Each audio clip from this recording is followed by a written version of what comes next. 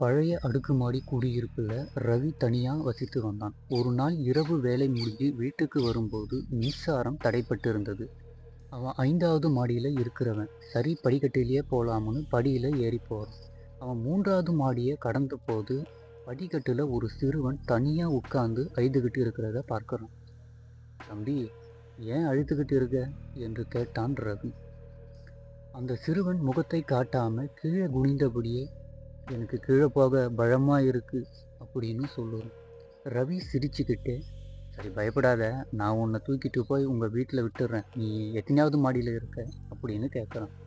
அந்த பையன், நான் 4வது மாடியில் இருக்கேன்னு சொல்லுறான். ரவி அவனை தூக்கிட்டு போய் 4வது மாடியில் கீழே இறக்கி விடுறான்.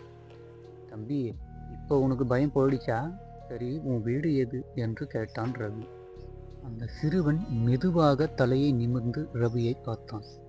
எனக்கு மாடியில் இருந்து கீழே விழும்போது எவ்வளோ பயமா இருந்துச்சு தெரியுமா அப்படின்னு சொல்லிட்டு அந்த சிறுவன் அப்படியே அந்த இடத்துலேருந்து மறைஞ்சு போயிடுறான். ரவிக்கு தூக்கி வாரி போட்டுடுது. அடுத்த நொடி மின்சாரம் வருது. ரவி நின்றிருந்த இடத்துக்கு பக்கத்தில் இருந்த சுவரில் ஒரு பழைய செய்தித்தாள் ஒட்டியிருந்தது. அதில் 4வது மாடியில் இருந்து கீழே விழுந்து சிறுவன் பலி அப்படின்னு அவன் புகைப்படத்தோட போட்டு செய்தி இருந்தது. இந்த கதை உங்களுக்கு பிடிச்சிருந்தா லைக் பண்ணுங்கள், ஷேர் பண்ணுங்கள், கமெண்ட் பண்ணுங்கள். மேலும் இது போன்ற அமானுஷ்யமான கதைகளை கேட்கணுன்னா நம்ம வளரி வேந்தன் வலையொலியை மறக்காமல் சப்ஸ்கிரைப் செய்யுங்க. அப்படியே கூட இருக்கிற பெல் பட்டனையும் அழுத்துக்குங்க. அடுத்த காணொளியில் சந்திக்கிறேன். நன்றி.